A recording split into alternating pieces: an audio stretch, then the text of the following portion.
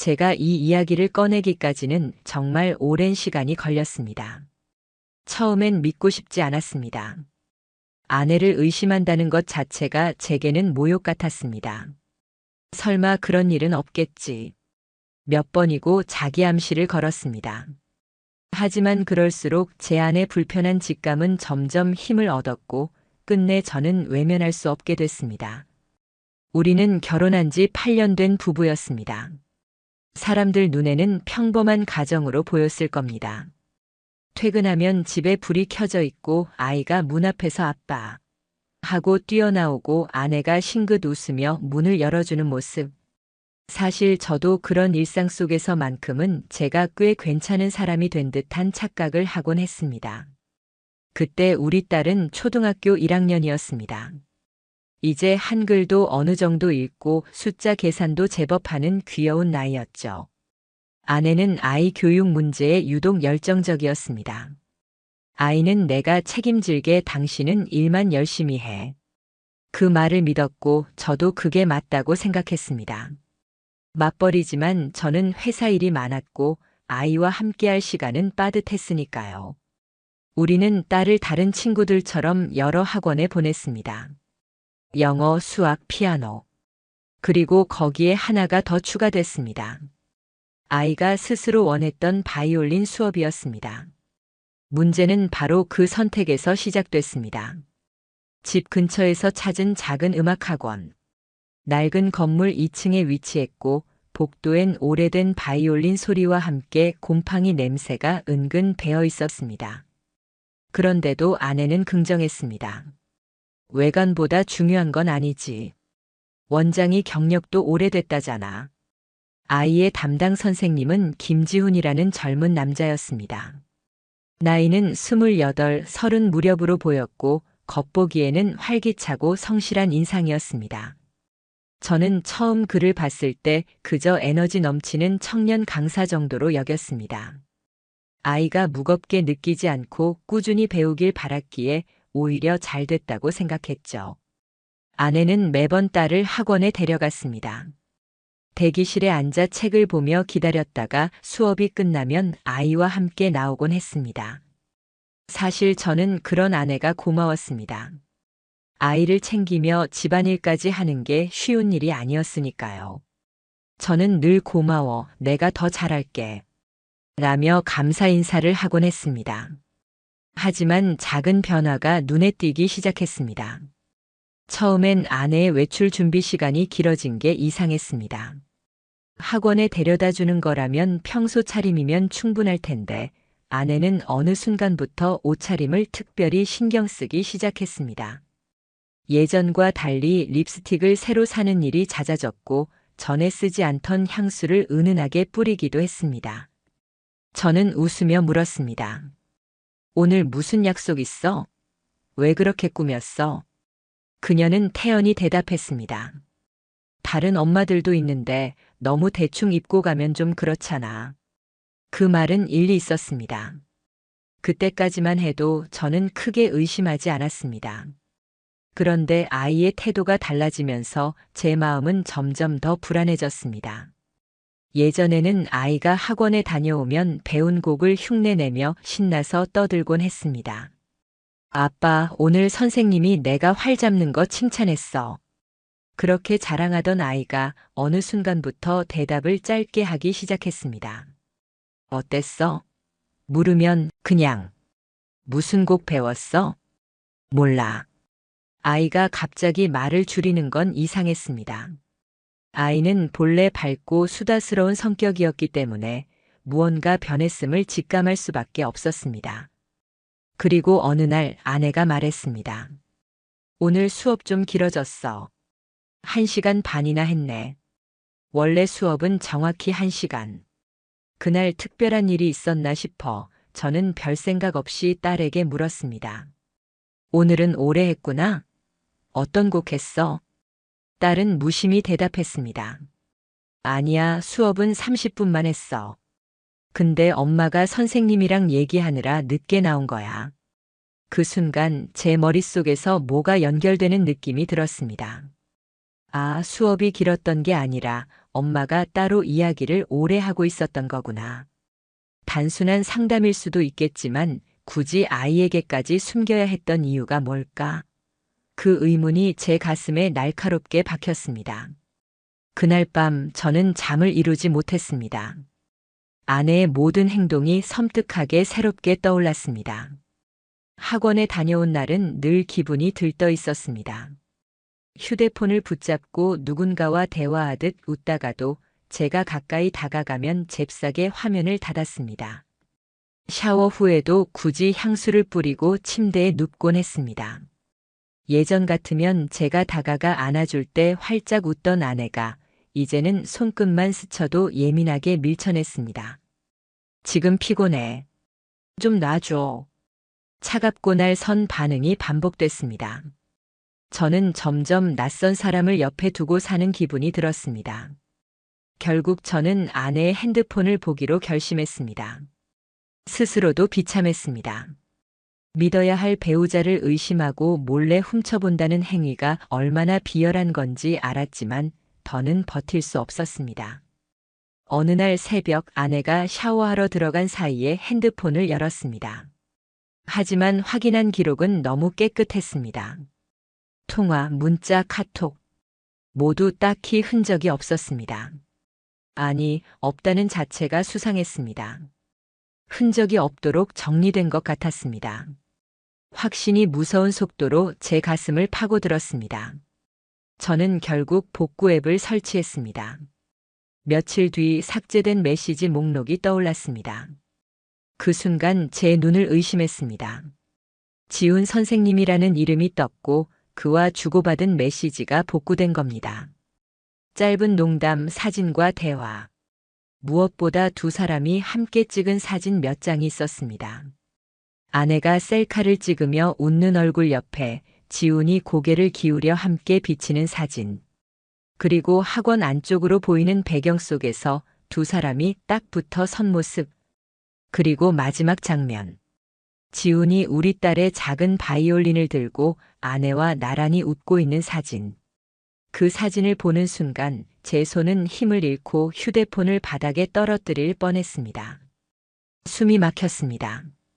온몸에 피가 빠져나가는 듯 했습니다. 그때 저는 직감했습니다. 아내와 지훈은 이미 오래전부터 선을 넘어버렸구나. 그날까지 보았던 모든 이상한 정황들이 한순간에 선명하게 맞춰졌습니다. 아내의 외출 준비, 딸의 단답, 아내의 차가운 태도, 그 은밀한 웃음들. 모든 퍼즐이 하나로 연결되며 저를 파괴했습니다. 저는 그날 이후 달라졌습니다. 더는 순진하게 의심만 하는 남편이 아니었습니다. 이제는 결심한 인간이 되었습니다. 감정은 접어두자. 증거로 확인하자. 반드시 밝혀내자. 저는 그 순간부터 배우자가 아닌 수사관의 시선으로 아내를 보기 시작했습니다.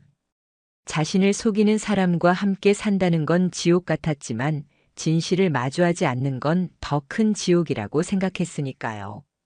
아내의 진실을 확인한 그날 이후 제 안의 세계는 완전히 바뀌었습니다. 이제 저는 감정에 함부로 휘둘리지 않기로 다짐했습니다. 분노에 휩싸여 따지고 소리친다고 해서 상황이 달라지지 않는다는 걸 알았습니다. 오히려 그게 상대에게 유리한 빌미를 줄 겁니다.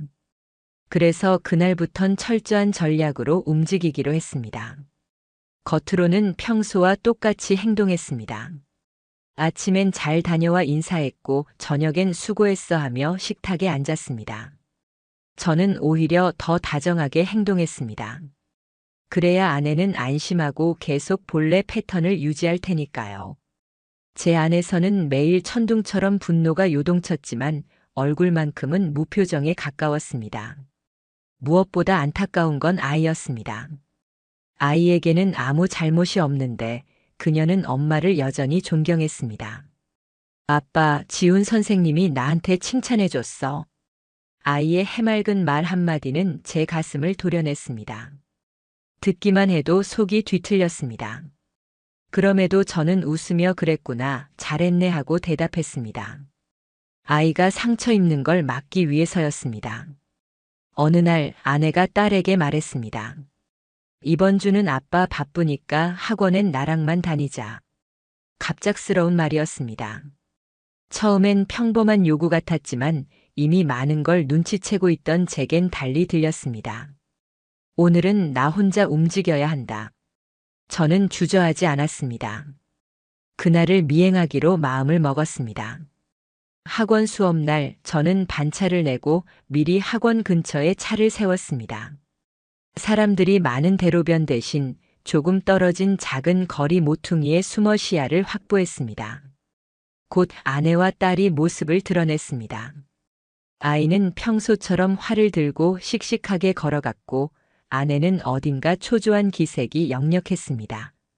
수업이 시작된 지 40분 정도 딸과 아내가 함께 학원을 나왔습니다. 그런데 조금 이상했습니다. 아이가 학원 앞에서 휴대폰을 만지며 시간을 보내는 동안 아내는 건물 안을 자꾸 뒤돌아보았습니다. 잠시 후 지훈이 모습을 드러냈습니다. 두 사람은 짧은 눈빛만 교환했지만 그 짧은 교신이 모든 걸 설명했습니다. 서로가 서로의 신호를 기다리고 있던 겁니다. 아내는 딸을 근처 공원에 데려갔습니다. 엄마 금방 올게. 여기서 조금만 놀고 있어. 딸은 아무렇지 않게 그 말을 믿었습니다. 놀이터의 미끄럼틀에 별 생각 없이 앉아있는 아이를 바라보는데 제 안에서 분노가 치밀어 올랐습니다. 자신의 욕망 때문에 친딸을 잠시 맡겨두고 불륜을 이어간다고.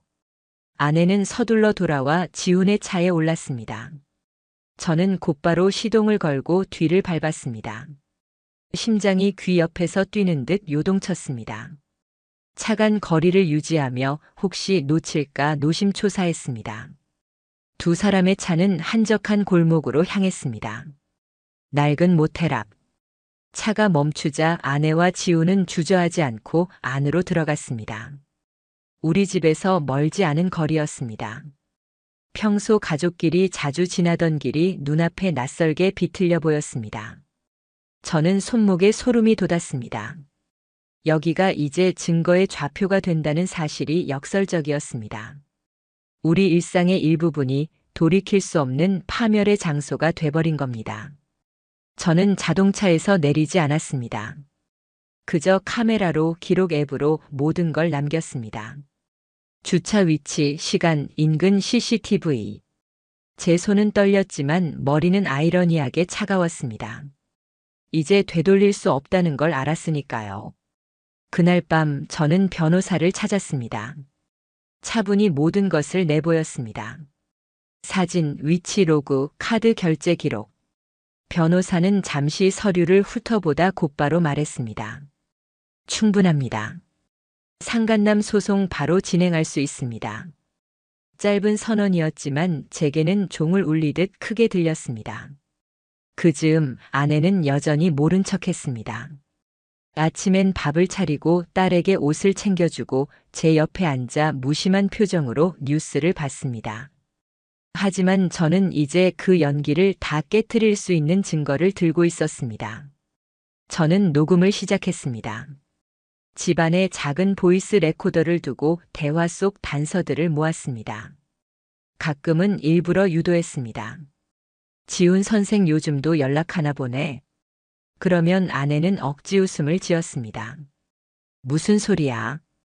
그냥 선생님이지. 하지만 그런 부자연스러운 반응 하나하나가 오히려 확신을 더해주었습니다.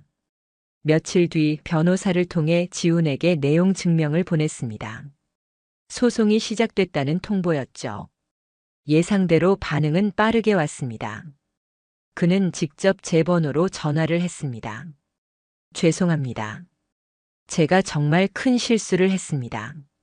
선생님, 제정신이 아니었습니다. 제발 한 번만 용서해 주시면. 그 목소리는 두려움과 조급함이 섞여 있었습니다. 하지만 정작 제 아내는 단 한마디도 꺼내지 않았습니다. 여전히 태연하게 저녁상을 차리고 아이를 재우며 저와 나란히 소파에 앉아 있었습니다.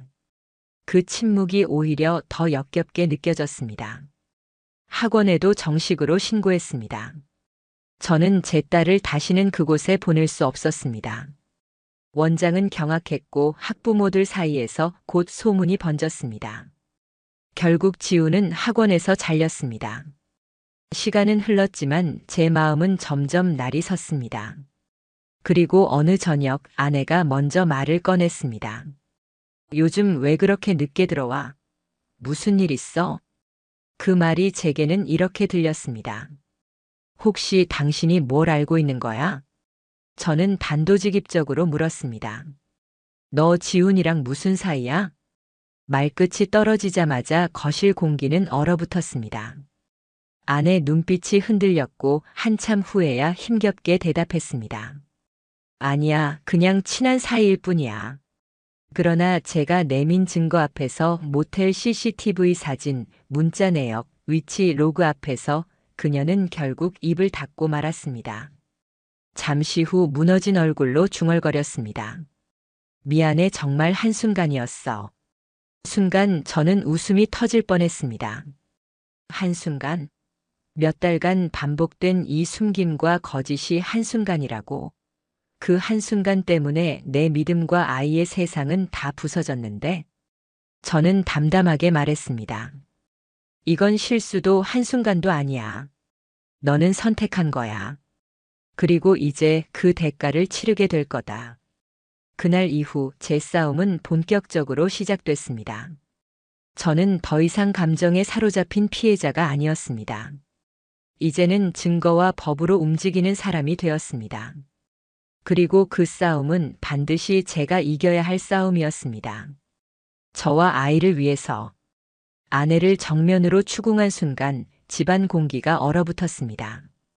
너 지훈이랑 무슨 사이야? 그 한마디가 전부였습니다. 하지만 그 짧은 질문이 집안 전체를 흔들었습니다.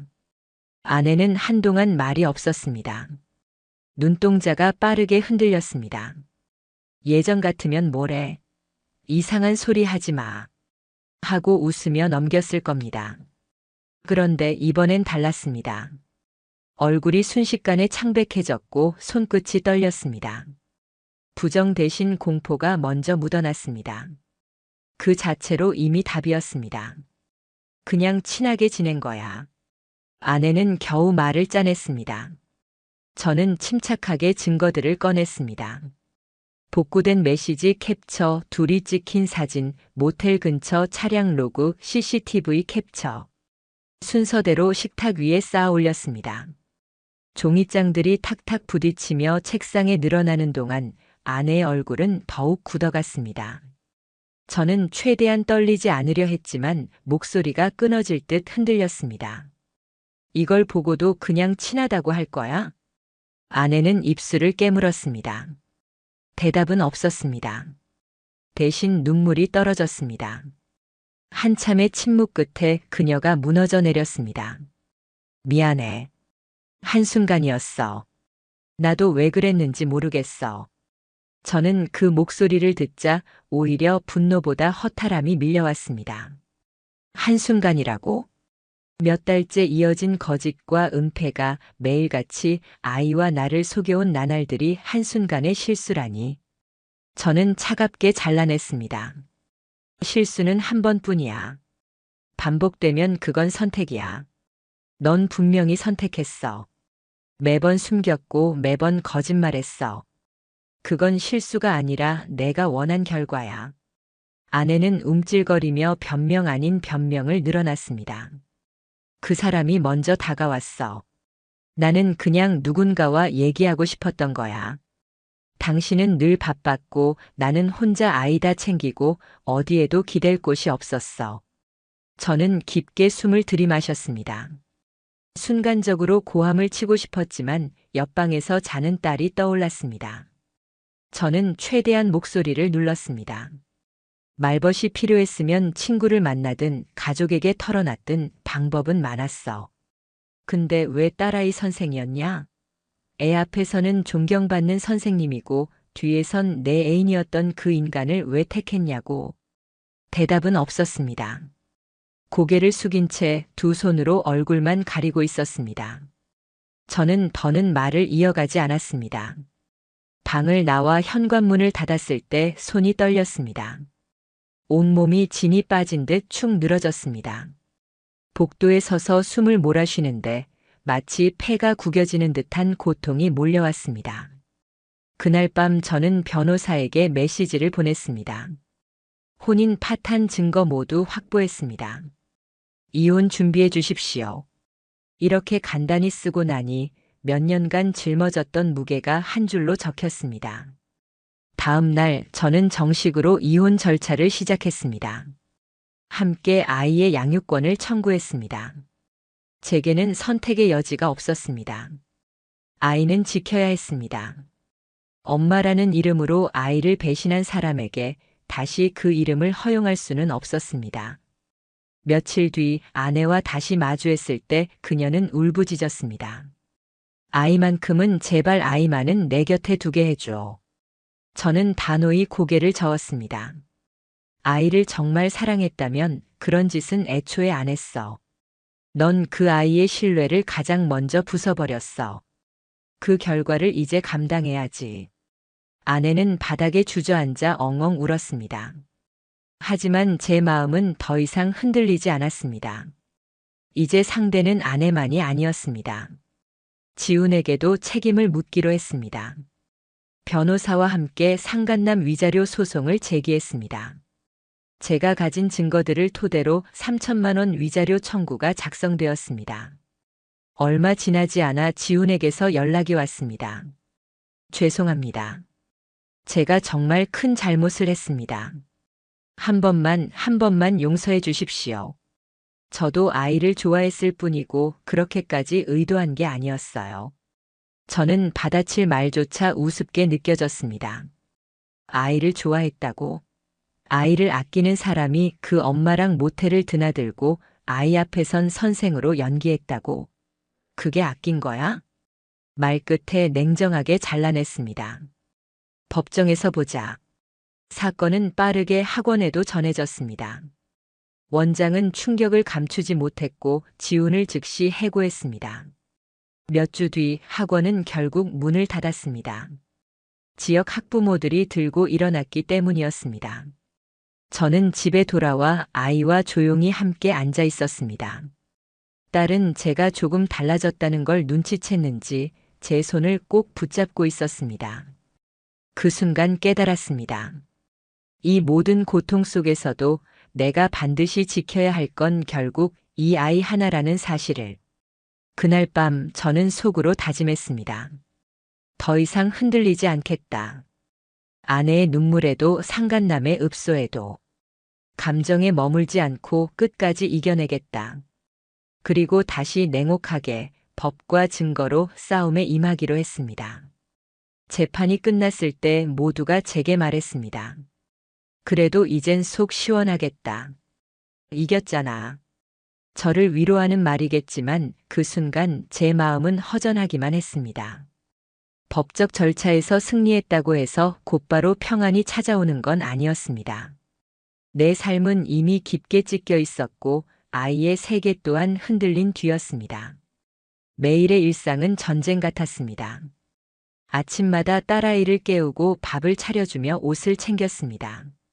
제가 출근해야 하니 바쁘게 움직였고 저녁에는 다시 데리러 갔다가 숙제를 봐주고 빨래를 널고 방 청소까지 했습니다. 모든 걸 혼자 감당해야 했습니다. 힘들었습니다. 분명히. 하지만 이상하게도 그 힘들 속에서 묘한 평온을 느꼈습니다. 더 이상 거짓된 눈빛을 맞출 필요가 없었고 원치 않는 긴장을 안고 집에 들어설 이유도 없었습니다. 예전엔 현관문을 열 때마다 아내가 휴대폰을 잡고 있을까, 어떤 표정일까 조마조마했는데 지금은 그런 불신에서 해방된 겁니다. 딸아이는 처음엔 어리둥절했습니다. 엄마가 갑자기 집을 떠난 이유를 완전히 이해하지 못했기 때문입니다. 저는 최대한 자연스럽게 설명했습니다. 엄마랑 아빠가 따로 살기로 한 거야. 하지만 아빠는 항상 내 옆에 있잖아.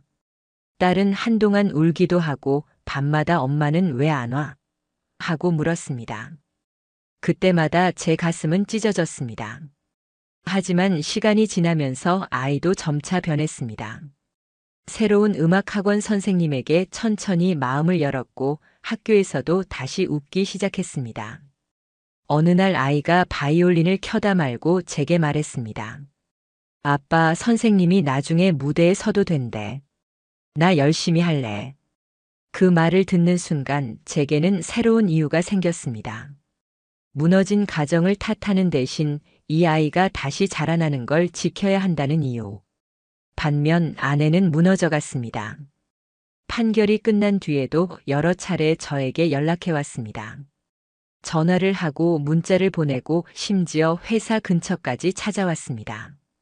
한 번만 더 기회를 줘. 내가 미쳤었어.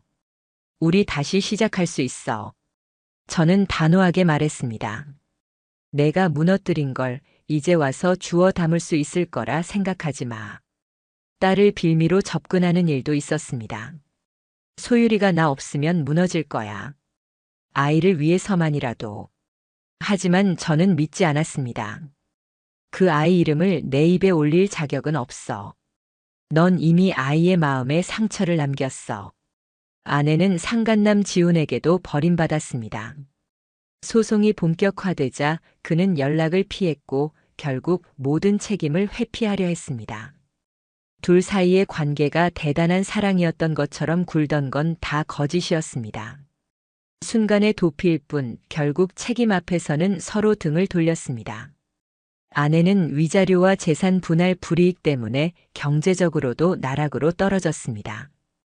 친정 가족들도 처음엔 그녀를 두둔했지만 재판 도중 서서히 태도를 바꿨습니다. 증거와 정황이 모두 드러나자 더 이상 두둔할 수 없었죠. 결국 그녀는 혼자 남겨졌습니다. 지훈의 몰락은 더 빨랐습니다. 학원에서 해고된 뒤 지역 학부모 커뮤니티에 소문이 퍼지면서 그는 완전히 매장되었습니다. 다시는 음악학계에서 설 자리를 얻지 못했습니다. 얼마 후 고향으로 내려갔다는 얘기를 들었습니다. 어떤 이는 그가 생계를 위해 막노동을 한다고 했습니다. 음악만 해오던 사람이 손에 굳은 살을 박아가며 삽을 든다는 사실이 씁쓸한 아이러니처럼 다가왔습니다. 혹자는 그가 불쌍하다고 말할지도 모릅니다. 그러나 제 생각은 달랐습니다. 불쌍한 건 그가 아니라 그에게 상처 입은 우리였습니다. 내 딸이 받은 상처는 평생 기억에 남을 것이고 제가 감당해야 할 고통도 결코 가볍지 않았으니까요. 그는 자기 선택으로 자기 인생을 끊어먹었을 뿐입니다. 그러나 법적 승리와 상대의 몰락에도 불구하고 저는 여전히 고통 속에 있었습니다. 밤이 되면 악몽에 시달렸습니다. 아내가 지훈과 함께 웃는 장면이 반복되었습니다. 식은땀에 젖어 눈을 뜨면 옆에 자는 딸의 작은 어깨가 보였습니다.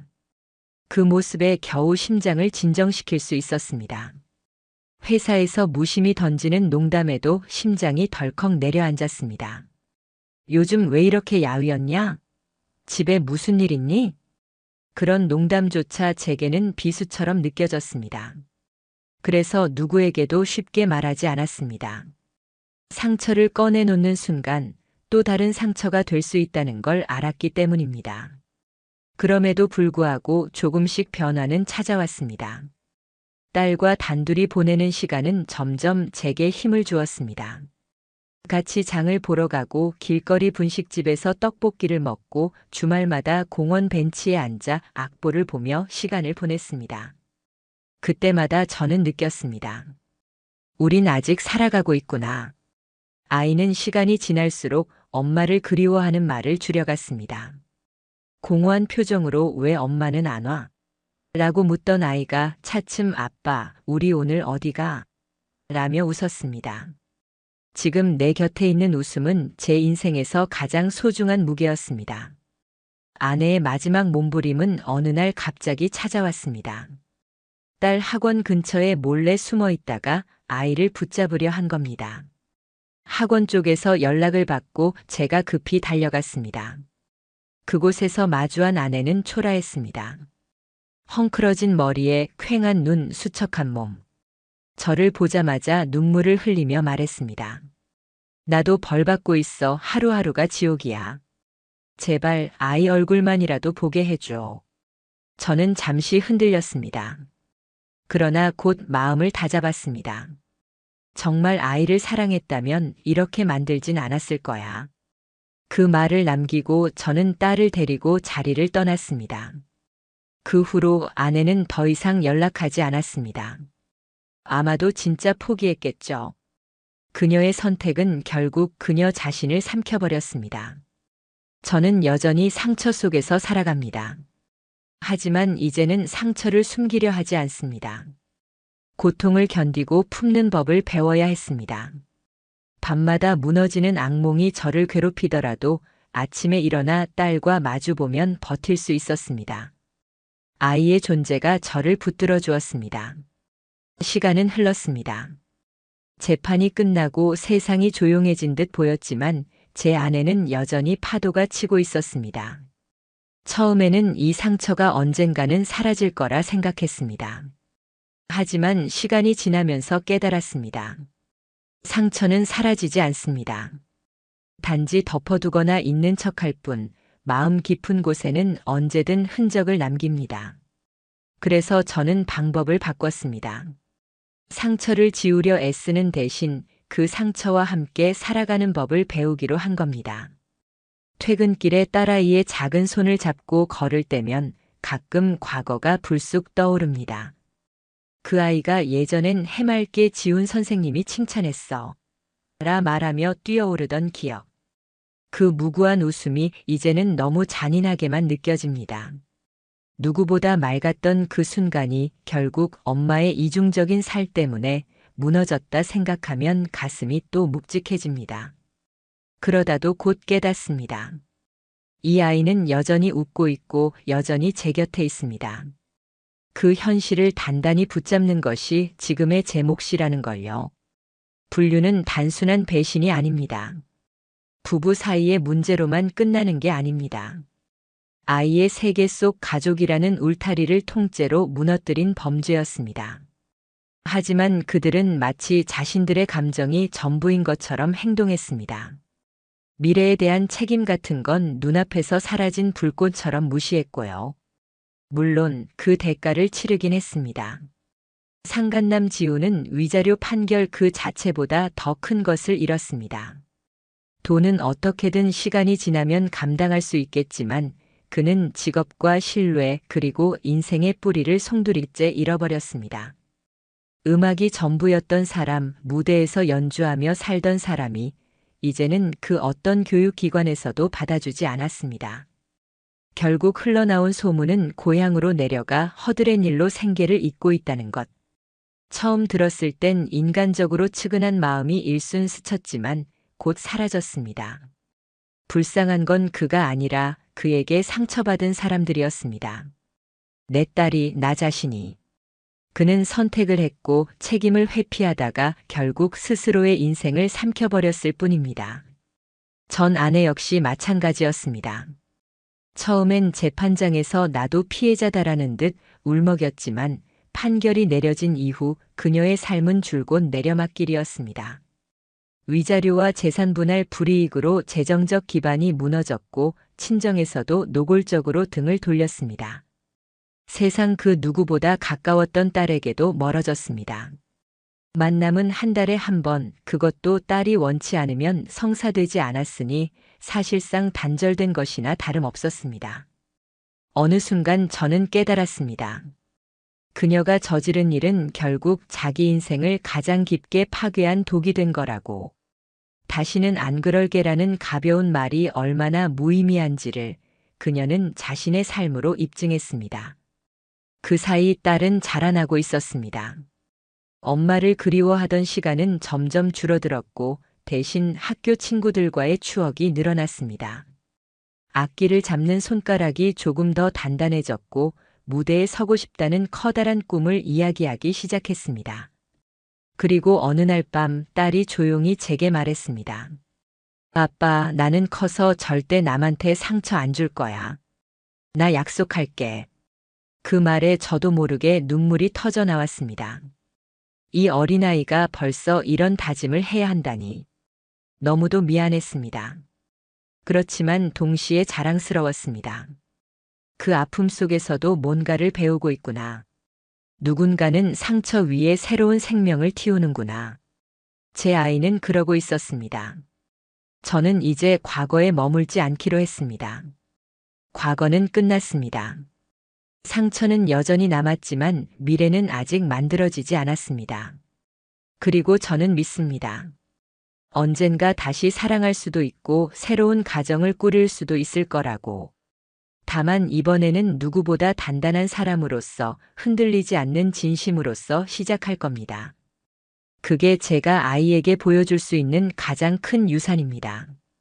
혹시 이 이야기를 보고 계신 분들 중에서도 저와 같은 고통을 겪는 분이 있다면 꼭 기억해 주시길 바랍니다. 당신은 잘못한 게 없습니다. 부끄러워할 이유도 고개 숙일 이유도 없습니다. 끝까지 싸우십시오. 다만 감정으로 휘둘리지 말고 증거와 사실로 용기로 싸워야 합니다. 그리고 잊지 마세요. 아무리 깊은 상처라도 그것을 견뎌낼 힘은 반드시 우리 안에 있다는 것을. 시간이 좀 더 지나면 언젠가는 지금보다 훨씬 더 따뜻하고 평화로운 하루가 찾아옵니다. 저처럼요.